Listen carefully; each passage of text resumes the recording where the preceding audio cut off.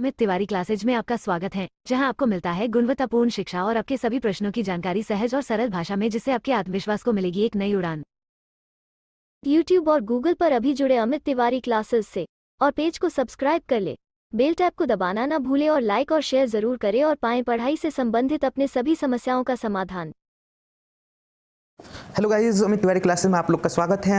अगर अभी भी आप लोग मेरे चैनल को सब्सक्राइब नहीं किए हैं तो चैनल को सब्सक्राइब कर लीजिए, क्योंकि मैं आप लोग के लिए हमेशा अच्छे अच्छे कंटेंट लेकर आता हूं और लाता रहूँगा।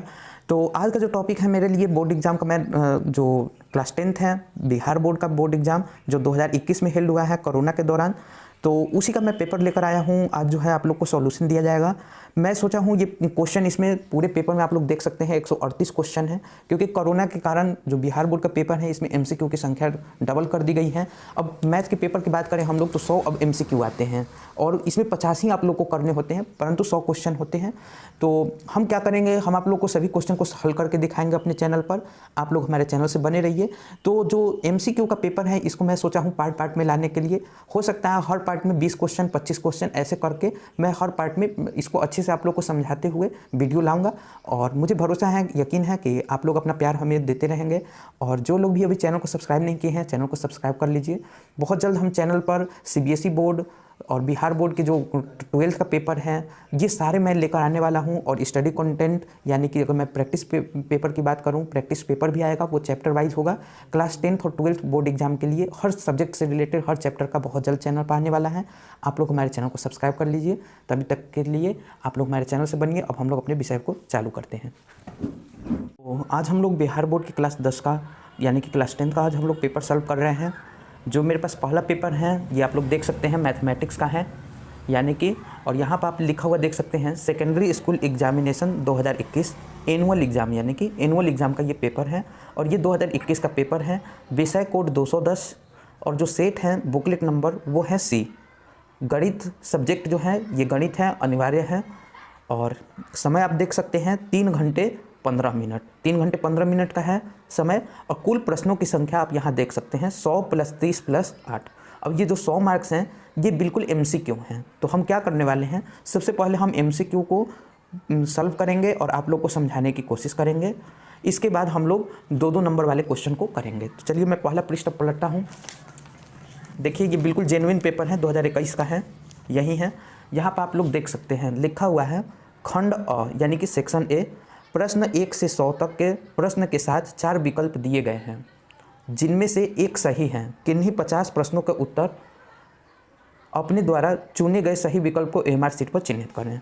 यानी कि 1 से 100 तक जो क्वेश्चन है इसमें सिर्फ आपको 50 ही क्वेश्चन अटेम्प्ट करने हैं। क्या हुआ है कि जो कोरोना पीरियड चला है तो इसमें बिहार बोर्ड ने, आपने सुना भी होगा, पेपर को जो पेपर में एमसीक्यू की जो संख्या थी उसे 2 गुनी कर दी गई है, बढ़ा दी गई है। तो वहीं इस पेपर में देखने को आपको मिल रहा है। चलिए हम लोग बिना टाइम को गवाए अब क्वेश्चन पे करते हैं। आप लोग को पहला क्वेश्चन दिख रहा होगा। यहाँ है पहला क्वेश्चन कि निम्नलिखित में से किस द्विघात बहुपद के शून्यकों का योग -4 तथा गुणनफल -5 है। ये आप लोग का क्वेश्चन है। तो देखिए इस क्वेश्चन को हम कैसे सॉल्व कर सकते हैं। पहला क्वेश्चन मैं सॉल्व कर रहा हूँ।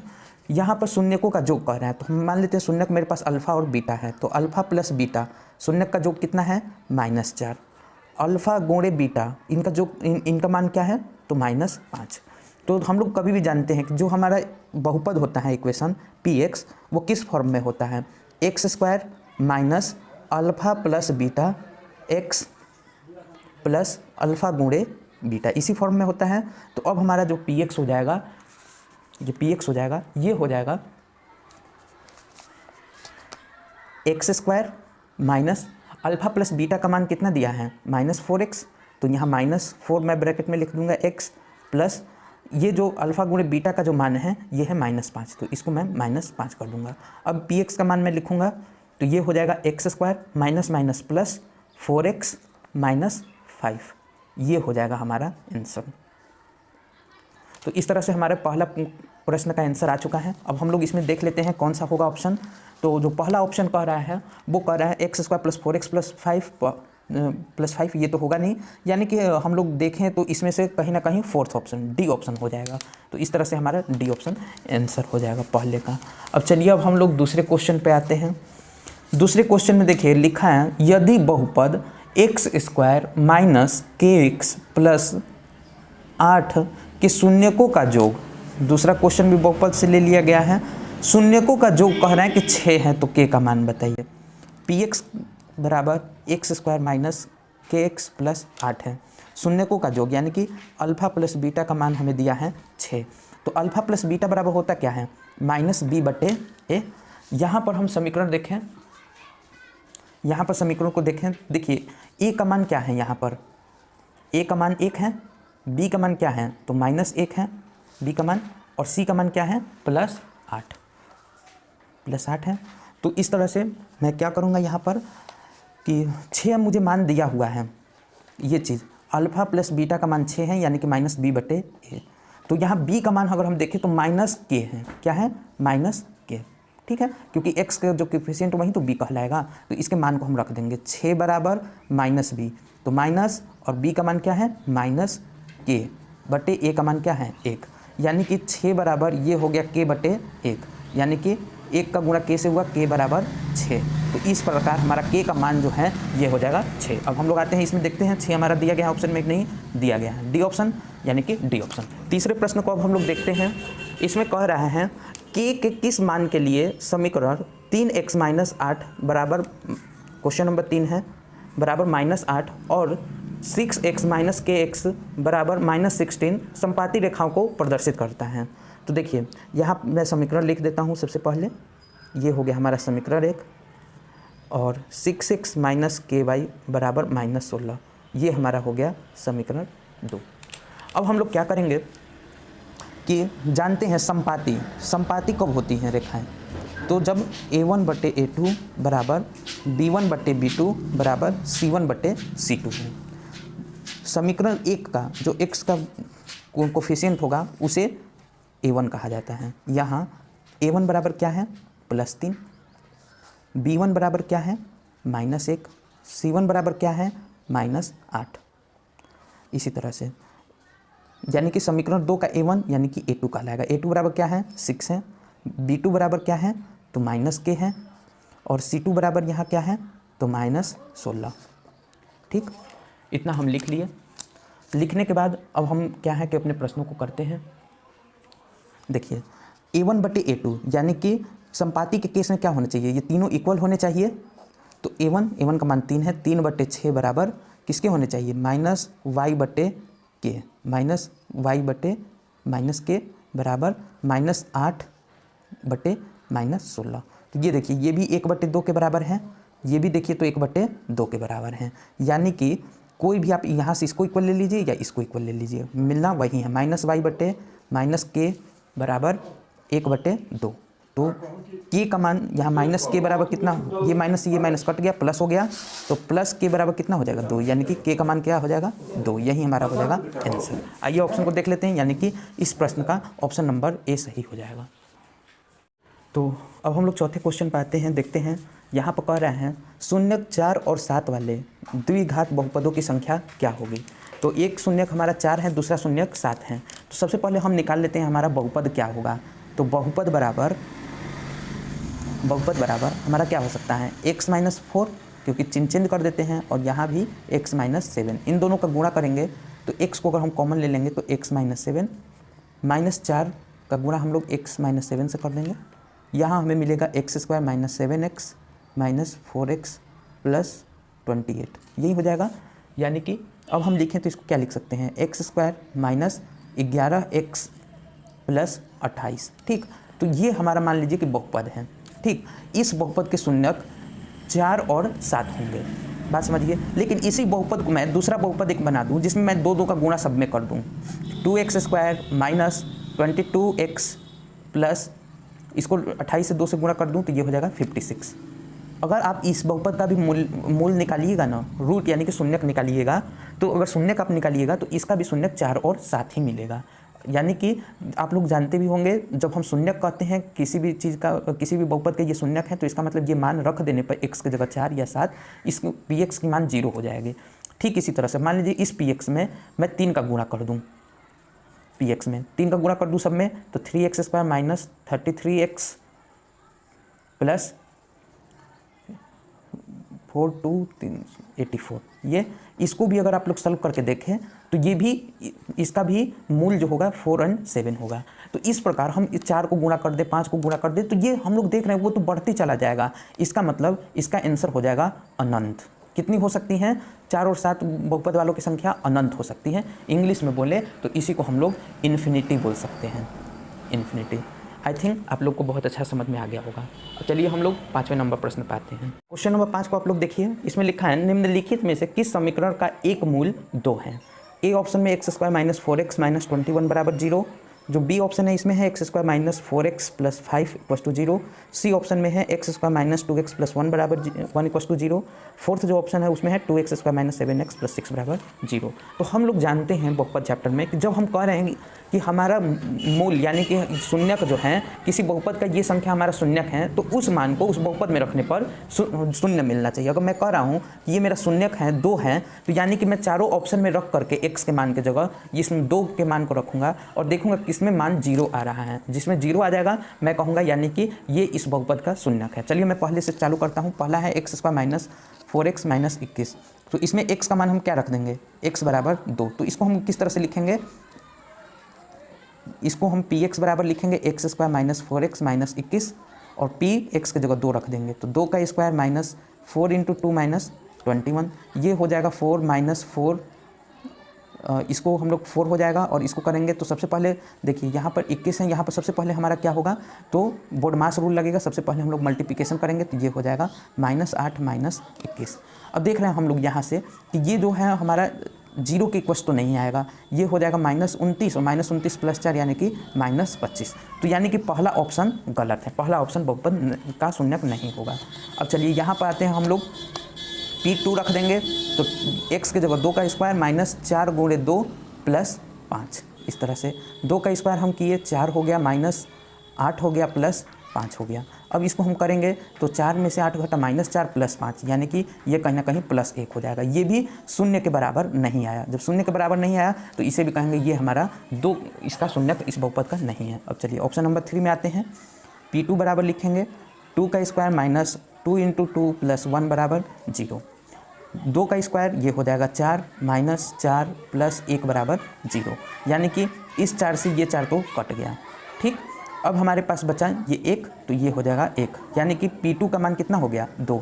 इसमें भी मालूम चल रहा है कि हमारा ये शून्यक नहीं है, इस बहुपद का शून्यक 2 नहीं है। अब चलिए फोर्थ ऑप्शन डी में मैं लेता हूँ P2। तो यहाँ पर मैं देखूँगा 2 × 2 का स्क्वायर -7 × 2 + 6, ये हो जाएगा P2 का मान। 2 का स्क्वायर 4 2 जा 8 माइनस ये गुणा ऑपरेशन होगा 7 दूनी 14, यानी कि 7 2 जा 14 और ये हो गया +6। अब यहाँ हम देखेंगे तो P2 का मान 8 से 14 - 14 यानी कि ये हो गया 0। तो ऑफकोर्स हमारा इसका बहुपद कौन सा होगा? डी ऑप्शन, डी यानी कि करेक्ट हो जाएगा। यानी कि मैं इस 5वें क्वेश्चन का आंसर बोलूँ तो हमारा हो जाएगा 2x² - 7x + 6, ये जो है इस बहुपद का जो 2 है ये रूट होगा। ठीक है, चलिए अब अगले क्वेश्चन पे हम लोग आते हैं। क्वेश्चन नंबर 6 को आप लोग ध्यान से देखें, फिर हम लोग करते हैं। कह रहे हैं यदि 2 चर में 2 रैखिक समीकरणों का आलेख प्रतिच्छेद करती हैं तो हलों की संख्या होगी। यहाँ पर कह रहे हैं कि 2 समीकरण जो हैं रैखिक समीकरण आपस में किसी बिंदु पर प्रतिच्छेद करती हैं तो हमारा संख्या क्या होगा? तो आइए हम लोग इस क्वेश्चन को करके देखते हैं। मान लेते हैं कि ये मेरा एक ग्राफ है, यहाँ से कोई रेखा एक खींचे हैं, एक रेखा यहाँ से खींचे, ये किसी बिंदु पर कट करती हैं। प्रतिच्छेद करना यानी कि एक दूसरे को कट करती हैं। तो इस बिंदु पर अगर प्रतिच्छेद की हैं तो यहाँ से हम लोग x का भी मान बता सकते हैं और इस पॉइंट से y का भी मान बता सकते हैं। यानी कि इसका हल तो होगा, और हल कितनी होंगी? अगर जब प्रतिच्छेद कर गया तो इसकी एक ही तो हल होगी, तो इसलिए इसका आंसर हो जाएगा सिर्फ एक हल होगा और सिर्फ एक होगा। ठीक, तो इसका आंसर हो जाएगा 6 का ए ऑप्शन। चलिए अब हम लोग अगला क्वेश्चन करते हैं। हम लोग 7वें प्रश्न को देखते हैं। 7वें प्रश्न में कह रहे हैं यदि समांतर श्रेणी का सार्व अंतर -2 है। सार्व अंतर को हम लोग डी से लिखते हैं, इंग्लिश मीडियम में इसे हम लोग कॉमन डिफरेंस बोलते हैं। कॉमन डिफरेंस यानी कि डी से डिनोट करते हैं। ये मान प्रश्न में दिया गया है -2 है तथा nवां पद an है। कह रहा है कि nवां पद n है तो a17 का मतलब होगा 17वां पद - 13वां पद क्या होगा? तो देखिए 17वां पद - 13वां पद, तो 17वां पद क्या होता है? a और d के फॉर्म में लिखे तो a + 16d, यही तो 17वां पद होगा। माइनस, अच्छा ये क्यों होगा ऐसे आप समझिए, ए एन बराबर होता क्या है, a plus n minus one into d. अगर मैं 17वां पद निकालूँ, ए 17 निकालूँ, तो एन की जगह मैं 17 रखूँगा, तो a plus 17 minus one into d. तो इसको मैं क्या लिखूँ, ए को ए लिखूँगा, फिर 17 माइनस वन ये हो जाएगा 16D। ठीक, तो इसी तरह से मैं डायरेक्ट कर दिया हूँ यहाँ पर। 17वां पद कोई बोला तो ए प्लस 16D लिख दूंगा मैं, माइनस का चिन्ह है, माइनस का चिन्ह। 13वां पद का बात किया जा रहा है तो इसको मैं लिखूंगा ए प्लस 12D। इसका हमें मान बताना है और डी का मान दिया हुआ है। तो देखिए इसको मैं अब तोड़ूंगा तो क्या लिख सकता हूँ, ए प्लस 16D माइनस ए माइनस 12D। ठीक, इस ए से इस ए को हम कट कर देंगे। अब हमारे पास 16 में से 12 घटा, ये हो गया 4 और डी, 4D बचा, यानी कि 4D। तो 4 इंटू डी का मान -2 है, डी का मान मैं -2 यहाँ पर रख दूंगा, तो ये हो जाएगा आंसर -1, यानी कि हमारा 7वें प्रश्न का आंसर हो जाएगा -1। यानी कि इसका मैं आंसर की बात करूँ तो ये डी ऑप्शन हो जाएगा। ठीक है, आई थिंक आप लोग को समझ आ रहा होगा। चलिए अब हम लोग अगले प्रश्न को देखते हैं। चलिए क्वेश्चन नंबर 8 को देखते हैं। यहाँ लिखा है यदि समीकरण bx² plus ax plus c बराबर 0 हो और मूल क्या हो, मूल समान हो, तो c का मान बताइए। तो देखिए हम लोग जानते हैं जब मूल समान होता है तो d किसके बराबर होना चाहिए, d का मान हमें 0 होना चाहिए। प्रश्न संख्या 8 को मैं सॉल्व कर रहा हूँ। तो b यानी कि d बराबर क्या होता है, b² माइनस 4ac, इसका मान किसके बराबर होना चाहिए, 0 के मान के बराबर। यहाँ प्रश्न में क्या है देखा जाए तो a का मान x² का कोफिशिएंट होगा, यानी कि a का मान कितना दिया है b का मान कितना दिया है a, b का मान a है और c का मान c दिया है। तो यहाँ पर हम पुट कर देंगे और यहाँ से मान निकालेंगे। तो b² है, यानी कि b का मान हम क्या रख देंगे a² माइनस 4, a का मान क्या है b है, तो हम b रख देंगे गुणे c बराबर 0। अब यही हो जाएगा हमारे लिए। तो अगर हम इसको लिखें तो a² बराबर क्या लिखेंगे 4bc, क्योंकि बराबर की साइड आया तो ये प्लस में हो जाएगा, तो इसे यही लिख सकते हैं a² बराबर 4bc। अब हम इसको देखें तो c का मान अगर निकालना हो तो c बराबर हम क्या लिखेंगे a² बटे 4b, यही हो जाएगा, यानी कि c का मान हमें मिल गया a² बटे 4b। ठीक, तो ये ऑप्शन हमारा कौन सा हो जाएगा, बी सही हो जाएगा। आई थिंक आप लोग को बहुत अच्छा समझ आ रहा होगा, फिर भी डाउट होगा आप लोग बोलिएगा, हम और अच्छा समझाने की कोशिश करेंगे। फिर अब हम लोग प्रश्न नंबर 9 पर, चलिए क्वेश्चन नंबर 9 पर आते हैं हम लोग। यहाँ लिखा है समांतर श्रेणी यानी कि एपी की बात कर रहा है, 5, 8, 11, 14 का 12वां पद ज्ञात कीजिए। 12वां पद निकालना है तो यहाँ से प्रथम पद यानी कि ए कहलाता है, ए का मान कितना है 5 है। डी का मान, तो डी का मान होता है T2 माइनस T1, यानी कि ये मैं कर दूं तो यही लिखूंगा 8 माइनस 5, तो ये हो जाएगा डी का मान 3। अब इसी के साथ अब हमें लिखना है 12वां पद, तो 12वां पद क्या होगा, 12वां पद को हम क्या लिखेंगे A12, तो A12 हमको निकालना है। तो एन का फॉर्मूला होता क्या है a प्लस एन माइनस 1 गुणे डी, यही होता है। तो A12 क्या हो जाएगा, एन ए की जगह मैं ए का मान रख दूंगा, ये हो जाएगा 5 प्लस एन की जगह हमने 12 लिखा है तो यहाँ भी एन की जगह हम 12 लिखेंगे, 12 माइनस 11 गुणे डी का मान कितना है 3 है। अब सबसे पहले हम बोडमास रूल करते हैं, देखिए ब्रैकेट है, ब्रैकेट को तोड़ेंगे तो यहाँ पर A12 हम लिख दिए, ये 5 है 5 लिख देंगे, प्लस ये 12 में से 1 घटा, ये हो गया 11 गुणे 3। तो सबसे पहले इस ऑपरेशन को हम कर देंगे, क्योंकि बोडमास का रूल कहता है सबसे पहले मल्टीप्लिकेशन कीजिए, ठीक है ना। मतलब ऐसे तो बोडमास का रूल कहते हैं सबसे पहले ब्रैकेट तोड़िए, फिर जो है आपका का है या घात है उसको कीजिए, फिर divide then multiplication then addition then subtraction. लेकिन यहाँ पर हमारे पास जोड़ है और गुणा है, तो इसमें हम सबसे ज़्यादा प्रेफरेंस गुणा को देंगे, इसलिए सबसे पहले गुणा ऑपरेशन करेंगे। तो A12 बराबर क्या हो जाएगा 5 प्लस 33, यही हो जाएगा। तो ये हो जाएगा हमारा आंसर 38, यानी कि 12वां पद क्या हो जाएगा 38। इस तरह से इसका ऑप्शन हो जाएगा बी। हम लोग क्वेश्चन नंबर 10 देखते हैं। क्वेश्चन नंबर 10 में कह रहा है y अक्ष का समीकरण है, y अक्ष का समीकरण क्या होगा। ऑप्शन है y बराबर 0, x बराबर 0, xy बराबर 0, x माइनस वाई बराबर 0। आई थिंक आप लोग देखकर ही बता सकते हैं, इसका जो आंसर होगा वो होगा बी, x बराबर 0। क्यों होगा अब हम लोग इस पर चर्चा करते हैं। देखिए y अक्ष का हमें समीकरण पूछा है, ठीक है। तो यहाँ मैं मान लेता हूँ कि ये मेरा ग्राफ है, y वाला अक्ष ये होता है, ठीक। तो x अक्ष ये होता है, यहाँ एक y डैश कर देते हैं क्योंकि माइनस वाई होता है, और यहाँ x डैश कर देते हैं क्योंकि ये ऋणात्मक होता है। तो एक बात बताइए, अगर मान लीजिए मुझे 5 पॉइंट कुछ दर्शाना है यहाँ, इसमें हम मान लेते हैं कि 5 हैं, ठीक। तो सबसे पहले हम x को लिखते हैं, फिर y को। तो x में हम क्या लिखेंगे 0, फिर अगर 5 को अगर हम दर्शा रहे हैं y में, तो यही ना यहाँ y यहाँ पर 5 लिख देंगे हम, तभी तो y में 5 को दर्शाएंगे। तो देखिए x क्या हो गया, x में तो हम 0 दर्शाए ना, ठीक इसी तरह से मान लेते हैं कि यहाँ हमारा पॉइंट -3 है, -3 को अगर हम दर्शा रहे हैं तो x एक्सिस को तो हमें 0 लेना पड़ेगा, तभी तो y एक्सिस को हम -3 लिखेंगे, 0, -3। तो इस तरह से हमें क्या मालूम चल रहा है कि x बराबर 0 हो जाएगा। कब? जब हमें y अक्ष को दर्शाना होगा, अब चाहे ऊपर हो पॉइंट या नीचे हो, कोई भी हम लोग लेंगे तो ऐसा ही केस बनेगा, x बराबर 0 हो जाएगा। आई थिंक आप लोग को मेरी बात समझ में आ रही होगी। तो चलिए अब अगला प्रश्न करते हैं। चलिए यहाँ देखते हैं क्वेश्चन नंबर 11 लिखा है, यदि बिंदु x1 y1 x2 y2 और x3 y3 संरेख हैं यानी कि कोलिनियर हैं तो निम्नलिखित में से कौन सा सत्य है। तो हम लोग जानते हैं जब भी कोलिनियर हैं तो ये त्रिभुज का निर्माण नहीं करेंगे, यानी त्रिभुज का निर्माण नहीं होगा तो यानी कि त्रिभुज का क्षेत्रफल 0 होगा। तो त्रिभुज का क्षेत्रफल होता क्या है?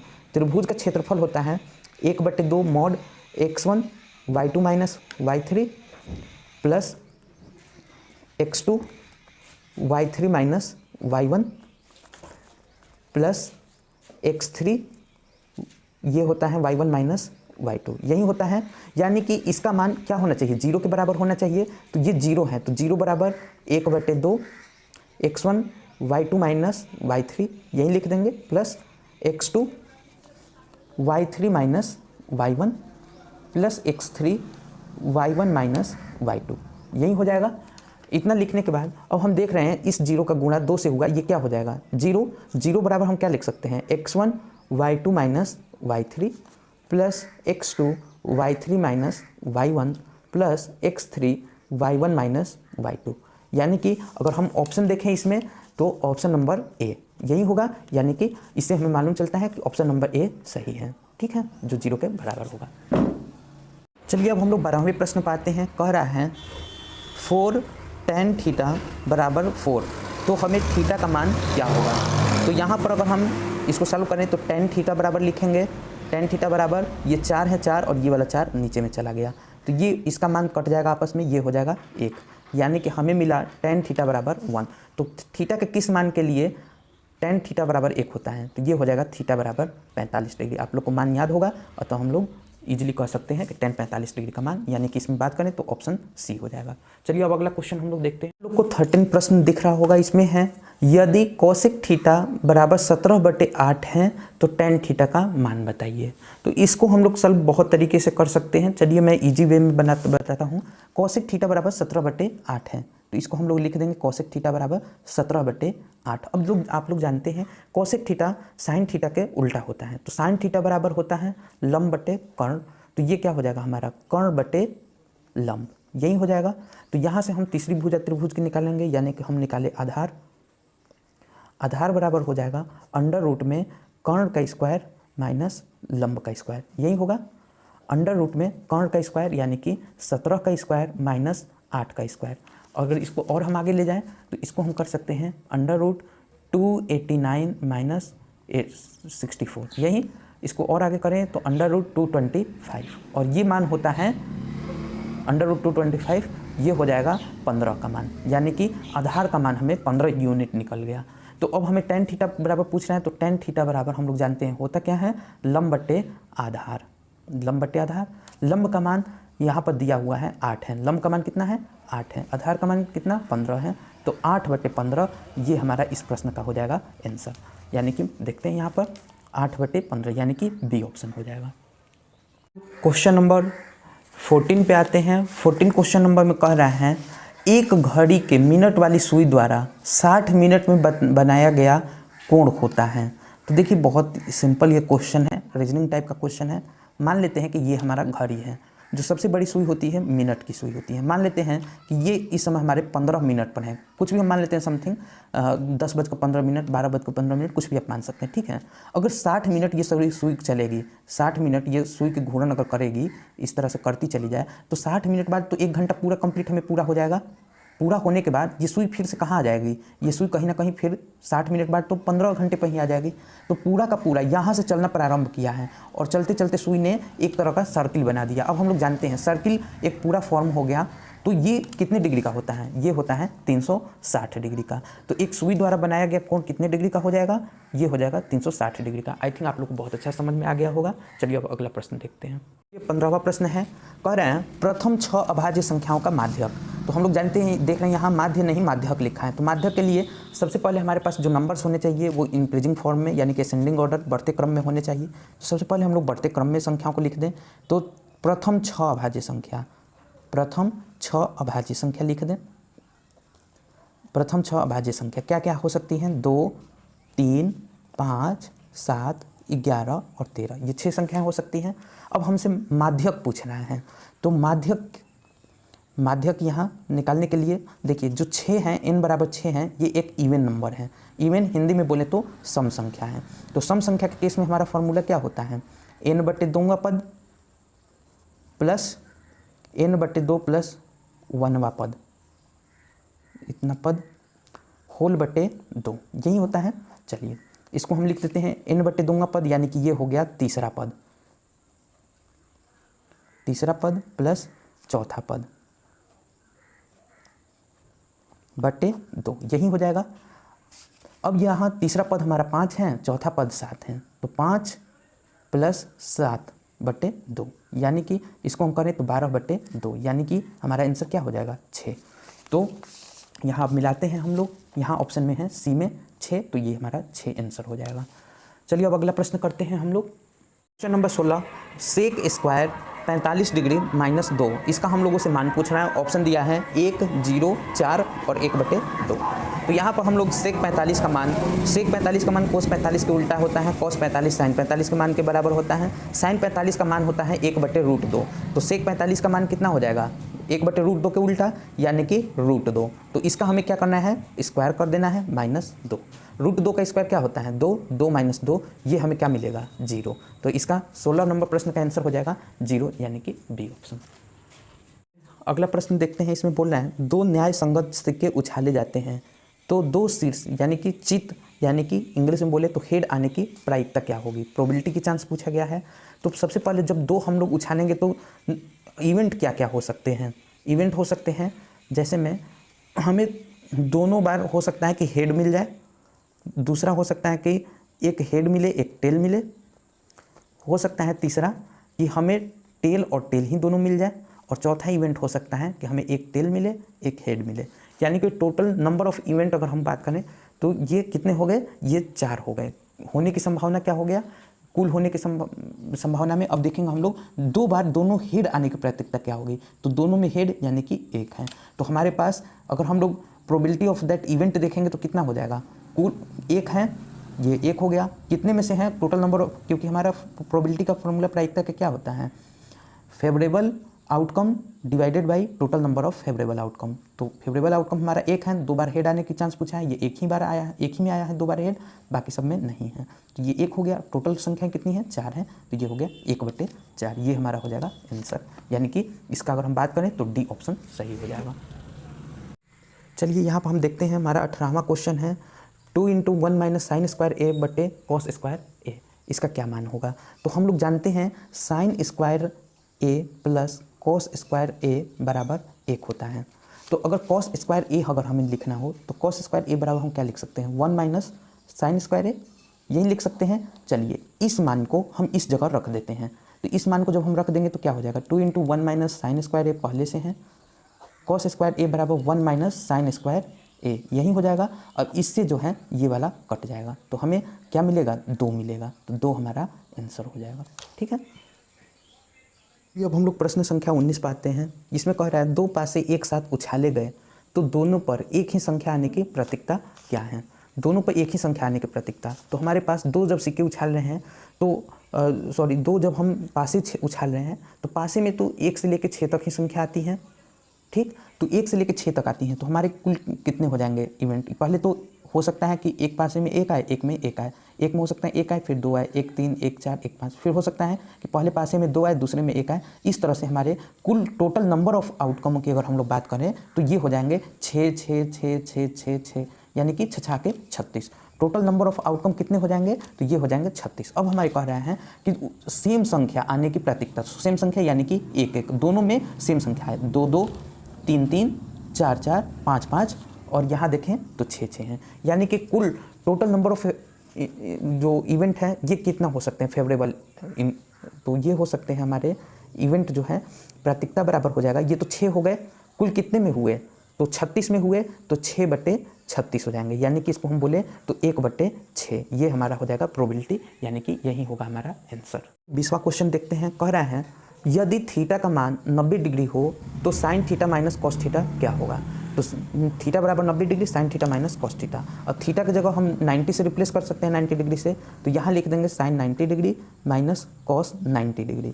साइन 90 का मान होता है 1 माइनस कॉस 90 का मान होता है 0, ठीक। तो ये हो जाएगा 1 में से 0 घटा 1, यानी कि मेरा आंसर क्या हो जाएगा 1। तो 20वें प्रश्न का आंसर की अगर हम बात करें तो ऑप्शन नंबर डी हो जाएगा। आई थिंक आप लोग को समझ आ गया होगा।